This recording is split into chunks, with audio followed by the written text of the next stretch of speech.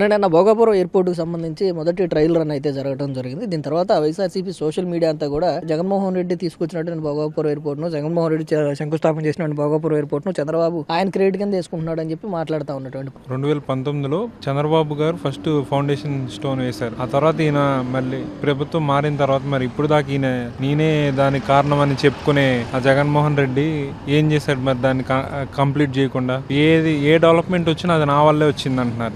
గతంలో వాళ్ళ ప్రభుత్వం ఉన్నప్పుడు ప్రతి ఒక్క డెవలప్మెంట్ రాష్ట్రం నుంచి తరలిపోయే పరిస్థితి వచ్చింది. ఆయనకి ఏది డెవలప్మెంట్ చేయాలనేది లేదండి. స్క్రాప్ బ్యాచ్ ని పక్కన పెట్టుకుని అసెంబ్లీలో అందరినీ బూతులు తెట్టించడం అవి ఇవి ఆ పనుల్లో బిజీ అయిపోయారు. కానీ ఆయనకి ప్రజలకు ఉపయోగపడే సేవలు చేయడానికి ఆయన ఎప్పుడు సిద్ధంగా లేడు. దాని గురించి వ్యతిరేకించింది ఆయనే అంటాడు. మళ్ళీ అది అమ్మటే కంప్లీట్ అయిపోగానే ఇది నా వల్లే వచ్చేసిందని లటక్ మని వచ్చేసి మీడియా ముందు కూర్చొని ప్రెస్ మీట్లు పెడతాడు. అంటే గతంలో ఎవరైతే ఈ ఎయిర్పోర్ట్ కి భూములు ఇచ్చినటువంటి రైతులను కూడా ఇదే జగన్మోహన్ రెడ్డి రెచ్చగొట్టి కేసులు పెట్టించినటువంటి పరిస్థితి. మరి ఈ రోజు రైతులకు అక్కడ న్యాయం జరుగుతూ ఉంది. అక్కడ విశాఖ భోగాపురం అంతా కూడా అభివృద్ధి చెందుతూ ఉంది. మరి అలాంటి వ్యక్తి కోర్టులో కేసులు వేసిన వ్యక్తి, కోర్టులకు వెళ్ళినటువంటి వ్యక్తి ఈ రోజు నేనే చేశానని చెప్పుకోవడం అంటే ప్రజలకు అర్థం కాదు. బాగా అర్థమైంది కాబట్టి అండి 11 సీట్లకి పరిమితం చేసి ఇంట్లో కూర్చోబెట్టారు.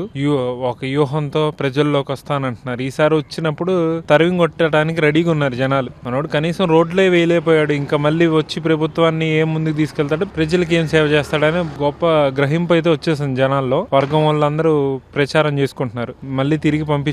ఇంకా ఆ 11 కూడా రావని చెప్తున్నాం అండి.